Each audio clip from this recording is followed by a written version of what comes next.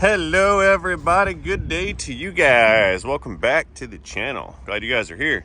So we left with this because we got stranded because of this. And now that I have received this, we can get it installed in that. And then I can finally get this this Ford Ranger completed. This is the one that put me through 4 days of oil pan nightmare destruction. I was questioning my career choices.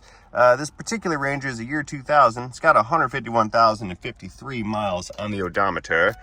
3-liter V6 engine, and customer had it here because of an oil and a coolant leak. And we've never been able to figure out if I solved the coolant leak, because I found when we took the engine apart, this little heater hose fitting here was rusted out to nothing. There was holes in it. The little barb piece on the end was pretty much gone, and I didn't want to put this huge job back together and leave this leave a weak spot in the cooling system link. So I had to wait, and it's been sitting out here in the parking lot for about a week. So let's get this thing back in start. Oh, come on. Okay, I guess battery's low. All right, let us pop it in the hood early out in the parking lot, and we're gonna do some of the work out here. Let's get after it. All right, I have some auxiliary electrons here. Let's get under this, the bonnet into the engine compartment, and we'll get this thing fired up. Now, I know you guys have seen, those of you who are following along, like 4 videos on this truck already, and I'm not trying to beat a dead horse here, but I am trying to offer some closure, because I've learned that you guys do not like it when I can't finish a project on a car, or I finish it and I don't film the conclusion. So we will be filming the conclusion, 11.9 volts. Hope that thing's got enough juice left in it to turn over this little 3-liter. Beginning engine starting sequence again. Yeah, there we go. Now, it's got no coolant in it. It does have oil in it, but there is no coolant. So we need to make this this transition into the shop as quickly as possible. Now, we have no power steering. Hey, wait a minute, man. He's backing up. We have no power steering. We have no coolant. The gauge says we have no oil pressure, but that's a lie. And I had a guy in front of me. There he is. That's the parts guy. He's over there. Let me just squeeze on in here. With blind faith. I know nothing's in front of me, but I can't see. Why don't you shut the hood? Because that would not give me an opportunity to give you an opportunity to complain about something on the comment section. So there. I'm very accommodating here on this channel. Very accommodating. And here at the shop, we're also very accommodating when we can be. It's when people don't follow protocol where I become unaccommodating. I've got certain rules and procedures that everybody's got to follow around here.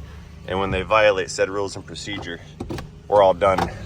Look at there, battery light's on because there is no alternator connected. Powering down. Pew. I don't think we overheated it in just a couple minutes, do you? We're good. Okay, so now we can get back to where we had left off from. First thing I'm gonna do, we're gonna pull this thing off, throw this battery on a charger and top it up, get it all nice and full like. And then I've got to pull some stuff back off, mainly the intake system here. Let's get that mass airflow disconnected. Pop this guy back out.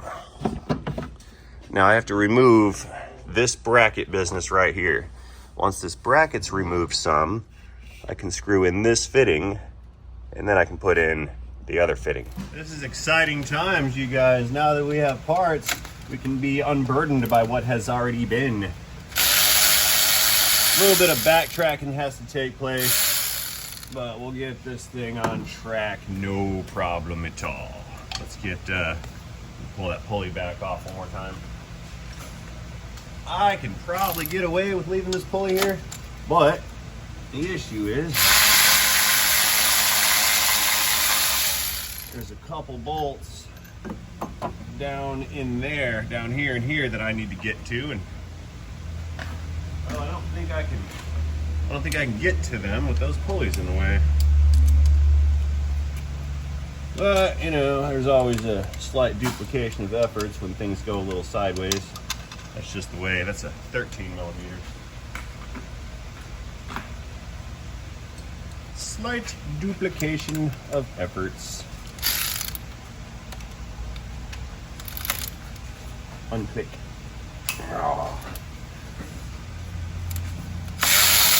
Yeah, this whole debacle here is nothing more than an engineering oversight. That's how I'm gonna look at it.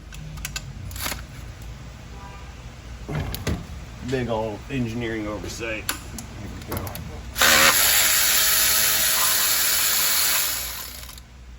Come with me, and you'll be in a world of ocean violations. There's another fastener down here on the right-hand side of this bracket down there in the cylinder head. I gotta pull that one off, a little ratchet. We'll do it manually. You guys didn't see these parts on the last videos on this truck. Speaking of which, if you have not seen any of the other videos or missed any, there are 4 additional ones. That's cuatro in Espanol. There are 4 of them. And if you wish to go back and take a look at those 4 videos, I will leave links to them in this video's description down below. So anyway, should be all the fasteners except for this one singular unit right in front of us. So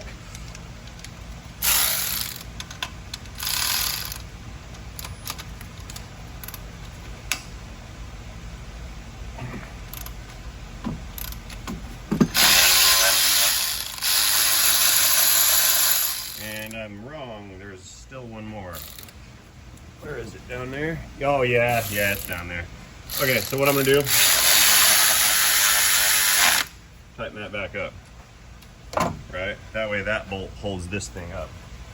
So when I take the one out down there that I forgot that I had in, then I won't have to contend with the weight of the entire assembly. Man, that's far down there. That's why I missed it. Pardon my noggin.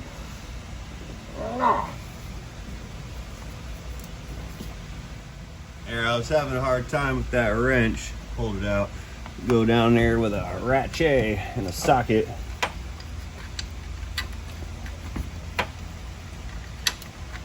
Get some better leverage or whatever.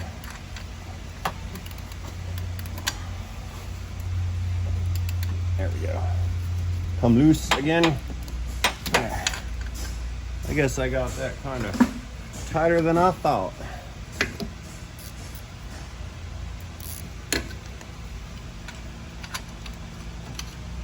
Love my job.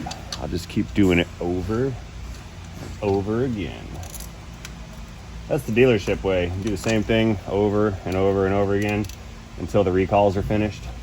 Then they build something else with recalls. Do that job over and over again. Yeah, there we go. And something else comes out with recalls. You do that over and over again. Then you move on to aftermarket stuff. It never goes right the first time, so you keep doing it over and over again. Insanity. Okay. Now is this thing gonna come off? How about now? Yeah.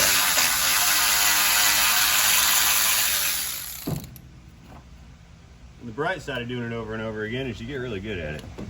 The repetition and stuff. So what we're gonna do, screw this thing into that hole right there, and then we can connect that that lower radiator hose there. Begin threading in now. You see we've got the thermostat housing in place already, by the way. I got as much of this together as possible.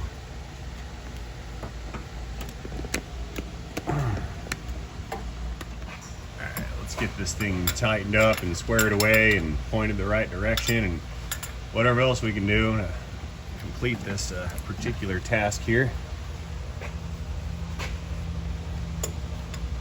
Kind of a tight fit.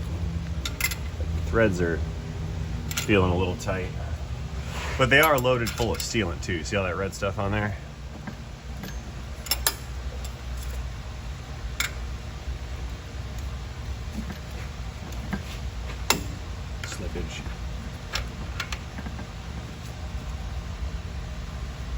Fun fact, let me show you guys a little cool trick. So you see how I've got this tool oriented right here, like so? Now, let's say I got my hand around, I have my hand around the tool here, and I'm pushing, knuckles pointed forward. If this wrench slips, I punch things that will make holes in my hands. So what I do in a situation like this, where if you slip, you can punch things, I go open palmed, like that, and use the palm with the fingers up, like that, like a little ramp. That way if it slips, whatever my hand runs into, I can graze it off instead of punching it, and that's a knuckle preserver. So whenever your knuckles are in danger, open your hand up. So when your slippages come through, you don't bust a knuckle and then have to freak out and throw stuff through the wall in a fit of rage because you hurt yourself. Just that would be bad. We don't like raging out angry technicians. It scares the service advisors. It hurts their feelings.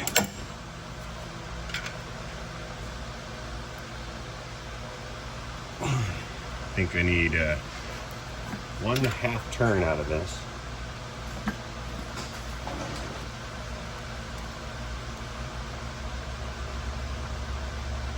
I believe it has to point down to meet up with this hose right here. Wrong. I provided misinformation. This hose here connects here onto that one. That hose there connects to this fitting that also houses the coolant temp sensor. Now that one's in there pretty tight, that one I just installed. So we're just gonna let that one sit kind of right where it's at. This one, we need to get this guy screwed into position here. Then we can put our bracket back on. This is the one that goes to that little lower hose bypass. I figured out the error of my orientation. I forgot there was a third hose in here. 2 for the heater core, and then 1 that goes to the lower hose again. Now that one, slightly larger in size. Much more larger, bigger than a 24. Another wrench.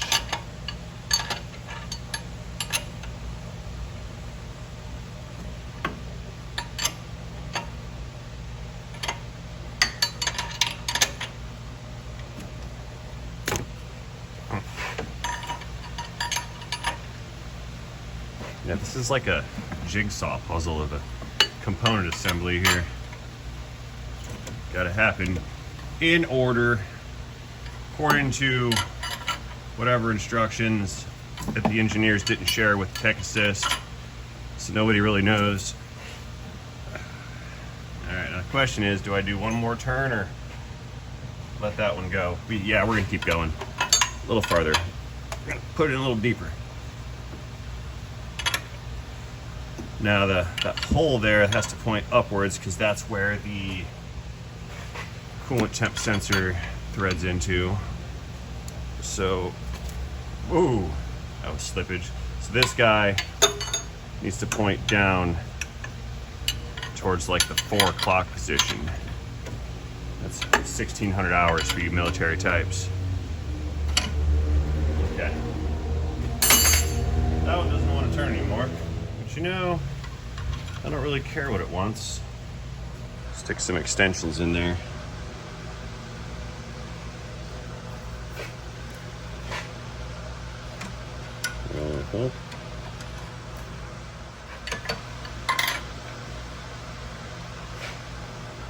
How about right slip?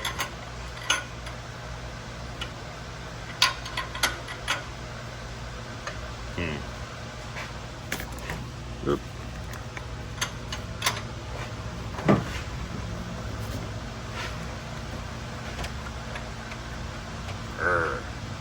I am having the weirdest deja vu ever. Deja vu would be a French term, loosely translated to already been here. In other words, it's a glitch in the matrix, or they've changed something in the code. I think that's gonna go right about right there, I think. Okay, we're approaching hose clamp time here. I'll show you guys what's up. I don't want to use one of those worm gear hose clamps because the smaller ones like to back themselves out, so I have some of these T-bolt clamps. You can see it's a much more superior-ish looking design. It better be superior. These were expensive. So what I shall do, we're gonna put this guy on, point it into a direction. It's flooded.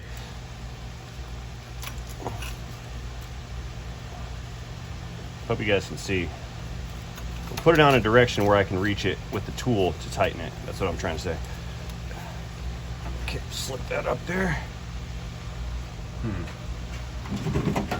Needs more slipping up. That's not working. We need lubricant. Vast quantities of lubricant. Okay.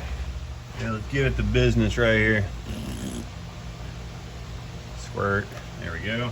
A little bit of dielectric grease.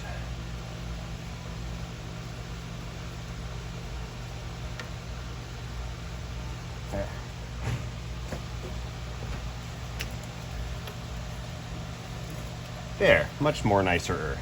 So now our clamp, slide that guy up too.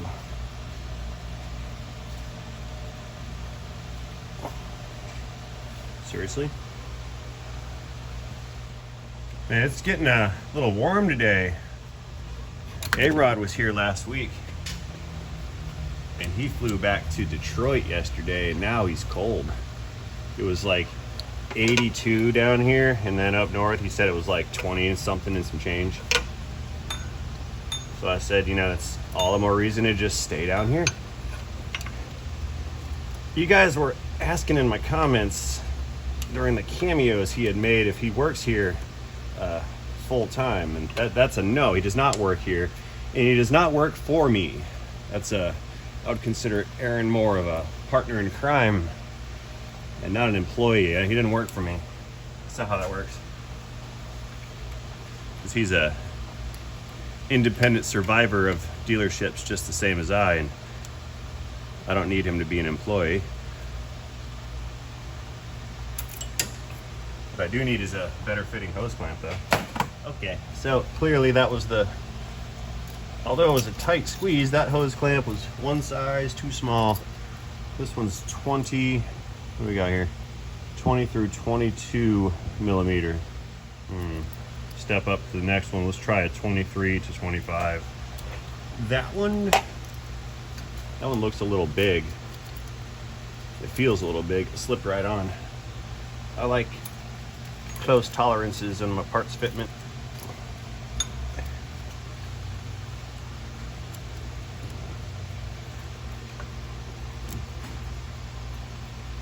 Screw that guy down a little bit.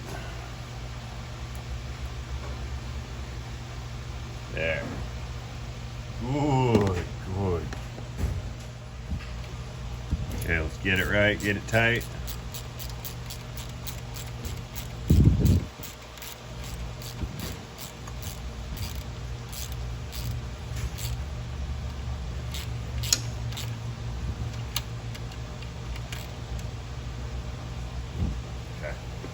I think that's good. Let's give it a tug test.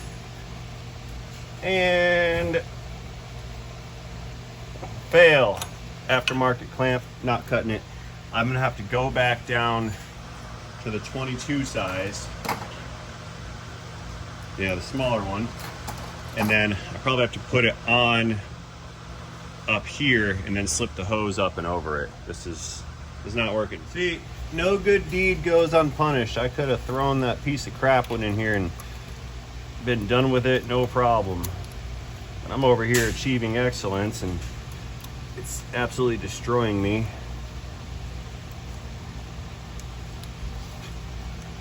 Come on, I really want this hose clamp.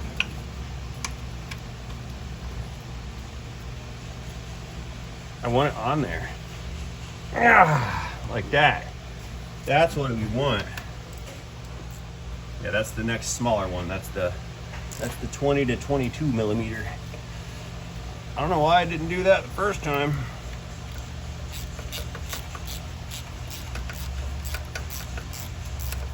See, that's the thing. Folks think that this car business is real easy. You just look it up on your computer and you change the parts that you want to change. That's not really how that works out long term. Something as simple as a little hose clamp can kick your butt.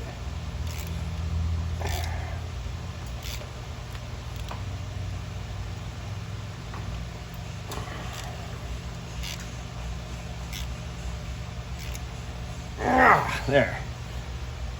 Now we're good. Okay, next up, we're gonna throw in the coolant temperature sensor. We have a replacement unit here. I figured, why should I throw an old sensor into some new parts? It's just not really my style. So I got a new one. I like it when I touch something, when I walk away, it's better than it was when I touched it to begin with. Got a 19mm ratcheting wrench. Usually you can't put ratchet wrenches over sensors, but this one worked out. So I did it.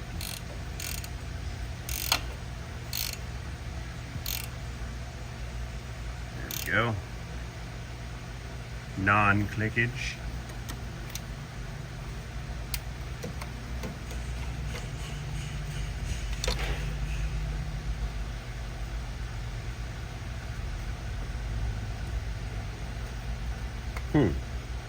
Oh yeah, that's cool. The tab's broken.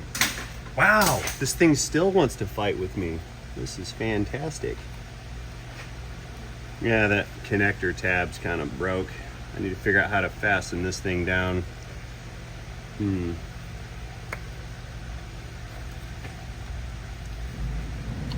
Okay. Good old zip ties to the rescue. It works 60% of the time. Most of the time. Question is this one of those times? I don't know. Here, we'll run it through. Yeah, we'll put it through there. This is totally gonna work. This is the 60%.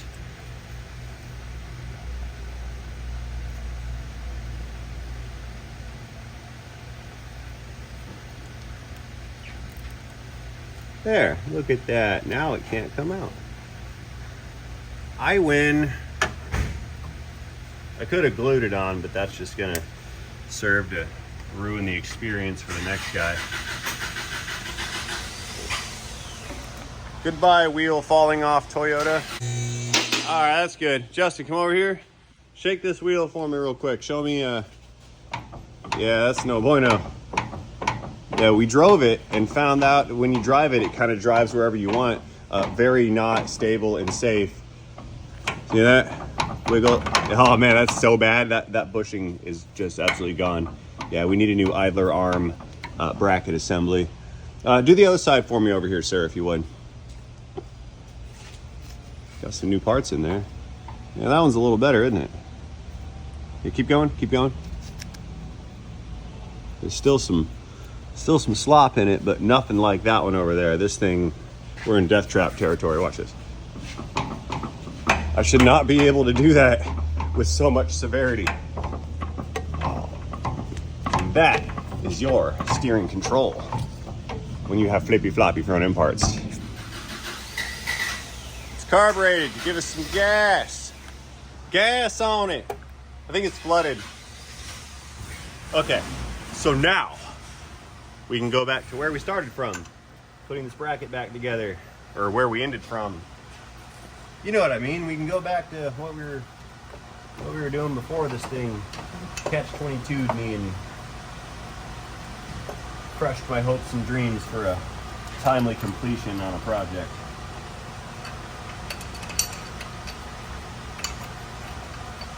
That one, can't find the hole. There it is. And then on the right side, throw one of these studs in to help with some alignment. Find the hole here. Actually, I'm going to throw both of them in because I'm going to start tightening these down straight away. You know, Americans don't really say straight away. I say that for the my friends across the pond. Kind of like bonnet. We don't say bonnet here. How about Canadians? Do you guys say bonnet? You guys want to hear a Canadian joke? What's the worst kind of Canadians? French Canadians. Controversial. Hey, it can be controversial. They started it. They never should have made us start calling things freedom fries 25 years ago. They did that to themselves. They did that to themselves after 9/11. It wasn't my problem, and they're still doing it. Don't worry, guys. We'll have another World War for you guys to surrender in soon. It's fine. And you know what? I'm sorry. I was conflating the French with the French Canadians. Maybe you guys aren't even on the same team. Or maybe you are. Maybe that's the deception tactics. I don't really know. What I do know is that I need to plug this bit of hose in right here. And we need another one of the clamps. 23 to 25. Why is that one screwed down all the way? See that? Can't have that. Yeah, I'm gonna change the whole everything about this channel. I'm just gonna start bashing French people and Canadians. Are there any French people here? Do the Français watch this channel? I don't think you guys do. Too busy making wine or something, right? Is that what it is? Too busy? Are you guys too busy whining? They're whining or making wine. One of the two. That's what it is. I know you like wine, sweetheart. I know. Yeah, I said wine. I did. I know you like wine because that's the sound that you make. Yeah. I need something now. Now, you know, Lord and I had a breakthrough in marital relations the other day. Not those kind. It was like communication. Oh, that's what happened. It went down like the Hindenburg. See, we figured out that like the difference between men and women. See, when women want something, they'll ask and say, "Hey, could you take the trash out whenever you get a minute?" And so then the man goes, "Oh, okay. Whenever it's convenient for me, she'd like me to take the trash out." So then a couple minutes goes by, and wife unit comes back, and she's like, "Fine, I'll do it myself." And then they storm off. Look, she's like, she knows it's true. But then they storm off, and they're like, "I'll just do it myself." Then they take the trash out, and I'm over here going, "Well, you said when I got a minute." And she's like, "Well, that's not what I meant."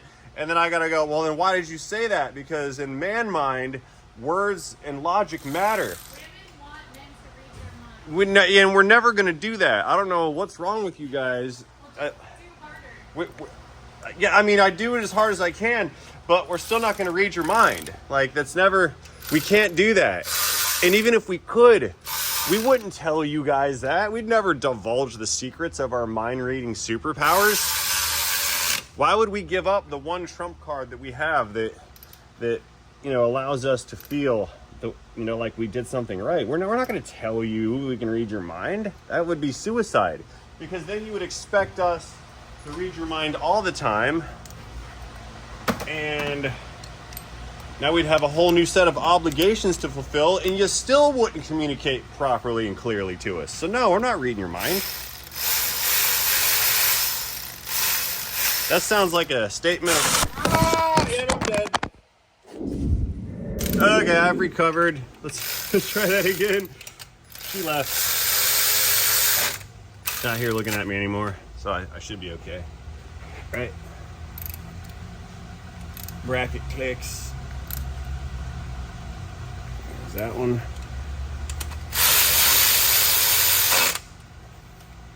Oh, how fun. This thing's almost done. I'm glad the air conditioner has been deleted out of this truck and I don't have to put the AC system back in. System words. It goes here. There we go. So now, gotta give this thing the old reach around treatment back here, and I need to connect and tighten down these two studs. After that, we're gonna throw the belt on it, and then I can get the fan and the radiator shroud, fan shroud, back in position. I think we're nearly done. Oh, then I gotta put coolant in it. Hey, Justin!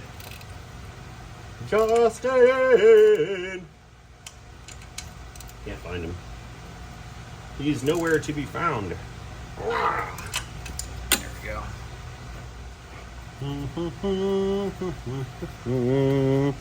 Gonna put the tensioner back on the bracket.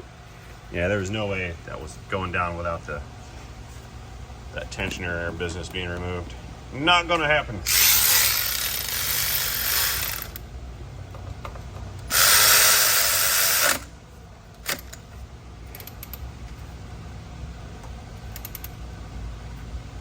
Click.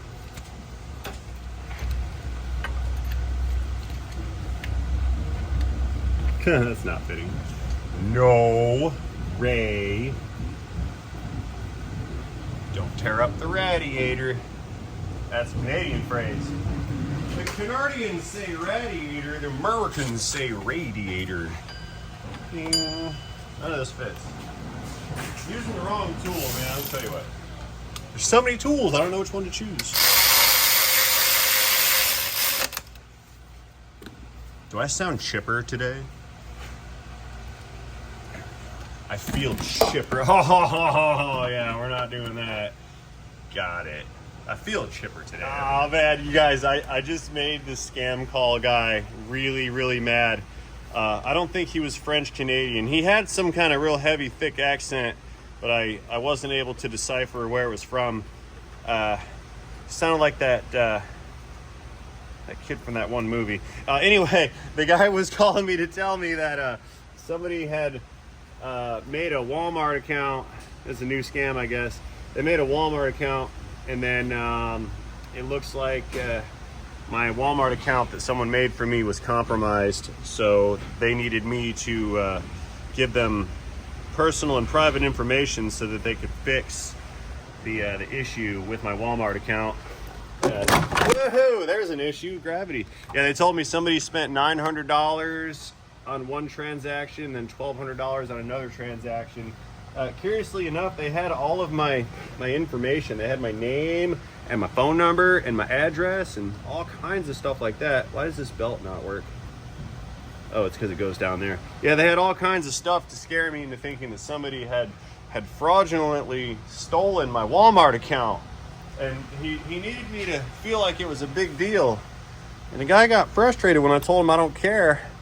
And then he said that Walmart was going to come after me for the money on the account. And I said, that sounds like a you problem there, buddy. And then the guy said it was actually my problem because the account was in my name. But since the charges didn't go through, they were going to pursue me criminally. And they were going to press charges against me for fraud. And I said, that sounds really bad. Would you like the name of my attorney? Because any legal matters must be handled with legal representation. I said, I'm not really able to speak on this. And then I got the boop, boop, boop hung up. So I guess I ruined his day too. So it's going to be dishing out Mondays for everybody. See, now that's the problem here with all these Scum-Dog millionaires is they're running around here calling up everybody, threatening lawsuits and legal action and stolen money, and they're doing all this bad stuff to people. And I get it. Most of us, we're kind of wise to the scam situations. For those of us who are not, if you answer your phone from a number that you don't know and it goes boop, bloop, bloop, like a water drop right when you answer, that means that you have been called by an automatic dialing machine and they are in the process of ripping you off. They sound kind of professional, but not really. Like, they know all the right words, sort of. And the issue is most of us are intelligent enough to figure out that this person is not being genuine. But the trouble is, when these folks get a hold of people that are in their golden years and a little bit later, like the silent generation, they don't know any better. And so those are the folks that fall victim to these scams, and they end up handing out personal information like social security numbers and checking account or debit card numbers, things of that nature. And once these scammer people get a hold of that, then they take all of your children's inheritance money and they leave you into debt. So when you hear the bloop when someone calls, don't listen to them, because they're just trying to steal from you, okay? And I know most people don't like to think that people are bad or whatever, but over there in Scum-Dog Millionaire territory, there's like thousands of those dudes. And you know what the thing is? I think those people, those scammer people, I think they're double dipping. I think they're actually working customer service jobs, but then at the same time, in between their customer service duties, they switch over lines and start scamming people. And I know that because those scam centers are well funded. Somebody is paying for that. And that means there's legitimate business behind it. So they've got to be running a double dip dual operation here, because there's no way they're generating the kind of revenue required to sustain the expense of all that payroll and the buildings and the phone lines and the computers and all the stuff required to rip off people that are not aware of what they're doing. There's no way they're financing that off of getting a hold of senior citizens' checking account numbers. So they've got to be doing it with legitimate financial sources, and then they're bonusing off of ripping people off in their spare time. That's what I think. I mean, if I was going to rip people off, that's what I'd do. I'd double dip all day. I'd triple dip. I'd find out 3 ways to use the same resources for the same profit. Because they're not dumb. Them scammer people, they know how to do it. They're actually quite skilled at such things. Which is a shame, because if they applied their skills towards like actual constructive things, we wouldn't have to cuss them out on the phone when they call. Yeah, I have to make a hose clamp out of 2 hose clamps. It's the one for right there. I could get away with not even having it on there, but that would be the scummy way of doing it, so I'm not going to do that. I wonder if I can title this video Scum-Dog Millionaire. And it's not a racial slur. You don't get to call me racist for pointing out the obvious. There was a movie called Slumdog Millionaire, and that was a play off of that. So you don't get to call me racist for saying that. It's not about race. It's about merit. And people that rip off senior citizens, they don't have respect. They don't deserve respect. And they're certainly not operating on a merit-based system, so I'll call them whatever I want. And if you don't like that, go to French Canada, eh? I'm sure they'll be happy to rip you off. Come on, you stupid thing. Okay. After closer inspection, I found out one of those was the wrong size. It was a little shorter, so the thread pitch didn't match, so I grabbed a different hose clamp. So what I've done here is I've effectively taken 2 hose clamps, created 1 hose clamp by connecting them together. Now, you would not want to do this in a situation where it's sealing up liquid, okay? Because if you do, then it'll probably leak, because where the clamps are, see how that radius is much different than the rest of it? It's going to change the overall radius, and it's going to create some pinch points on it. For an application such as what I'm doing right here, I find this to be acceptable, but barely. In the absence of a larger hose clamp, I have no option except to do this. And again, it's better than no hose clamp. And I found it with a hose clamp, so I'd like to return it with a hose clamp as well.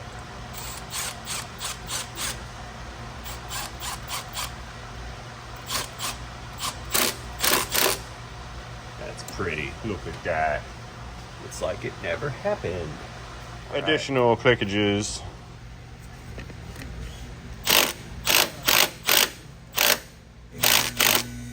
Good.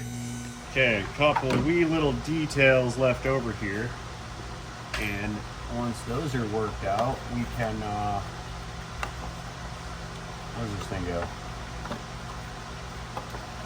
Like that, there we go. Yeah, once this stuff's finished,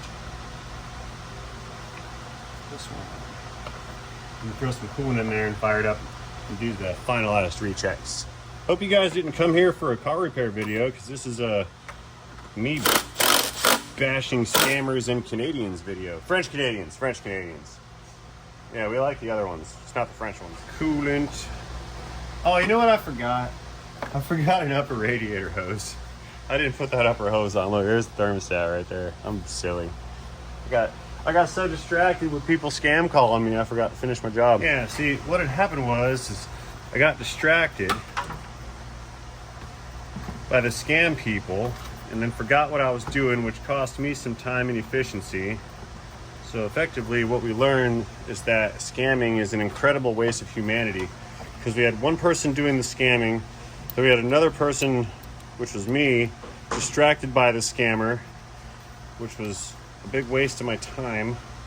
So not only did the scammer do things in his world that just wasted his time, he wasted my time. So effectively we had two people that wasted a bunch of time and effort throughout their Monday. That way one of them could collect no money, and then the other one could lose some money. And that's why scamming is an incredible waste of humanity. And they should make better life choices. Or get better parents. That might have been a good one there. You know, where were the parents at while your kid was out pretending to be a Microsoft customer service engineer or whatever they say they are? Yeah, where were you when your son was learning how to rip off senior citizens, huh? You're a bad person. You're bad parents. You shouldn't be allowed to have children. But again, that's not my call, so I don't get to make those kinds of decisions. Very unfortunate. I don't know where to stick my hose.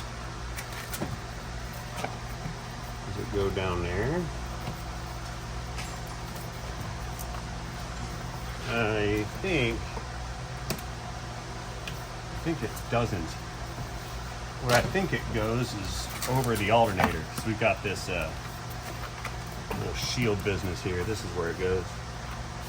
Yep. Is that about right? Okay, the hose is on the radiator. You guys can't see because you're not pointed at it, but it's on there. So this one, I don't like that either.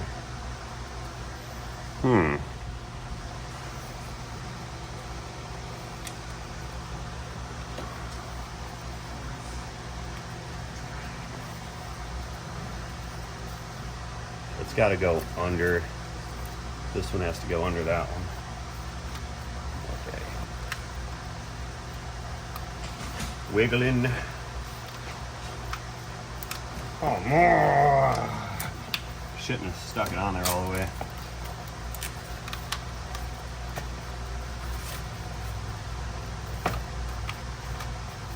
Does that look better to me? Yeah. Yeah, I think that's better. Okay, we're good with that. Now I can release the clamp.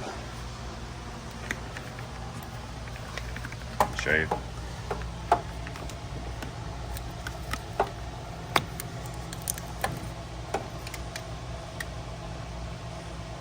That one got a new spring clamp. See the springiness? I was at the parts store and they had a bunch of them on the shelf, so I bought all the spring clamps they had. I was running low on replacement. I'm still low, they only had a couple. There's so many dormant parts on this truck. That would include the spring clamps down here. Cannot articulate this properly. That goes there.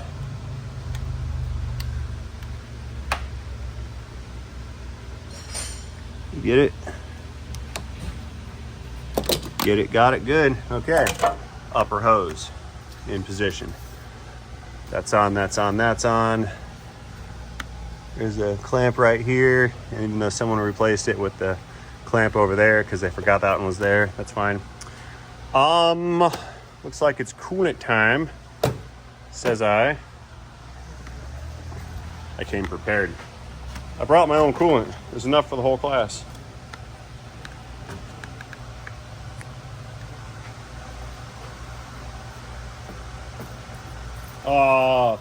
I failed on my pouring things.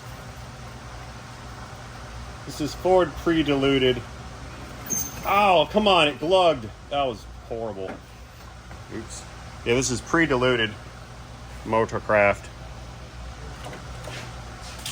It was left over from the job on an F350. Might have been a 250. Anyway, I'm gonna go ahead and fill this thing back up.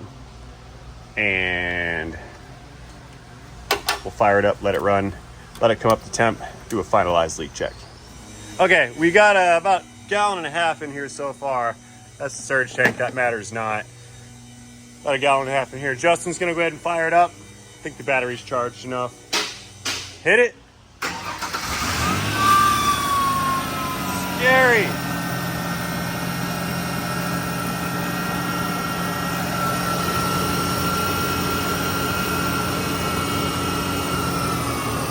Gotta get that. I forgot the bolts.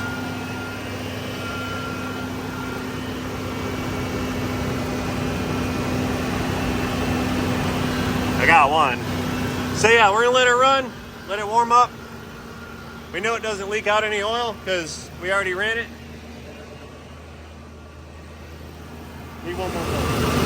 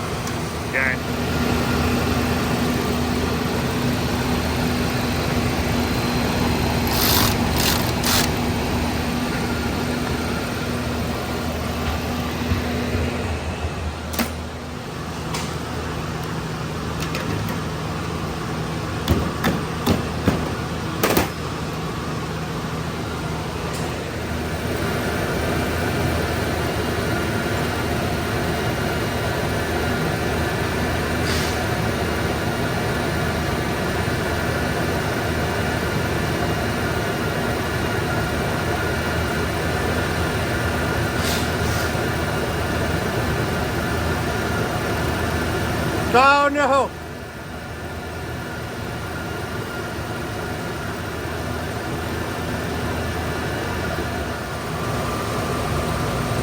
Glug, glug. Yep, now we're finished. Okay, let's give her a check.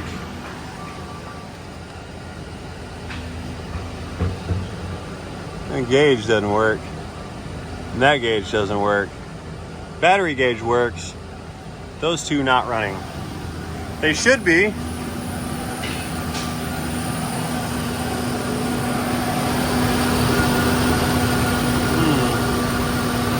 Yeah, no, this is all where it's supposed to be here.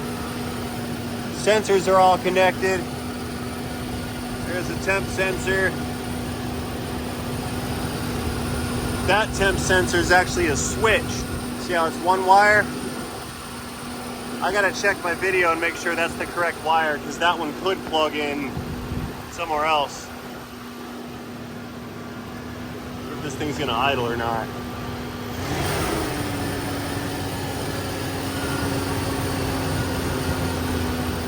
Yeah, that idle didn't want to come down.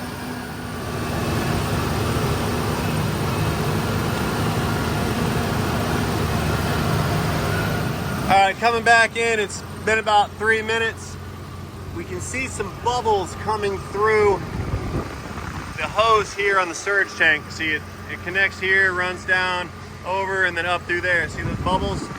So as this thing's taking in more coolant, it's displacing the air inside of the system. So she is self-purging.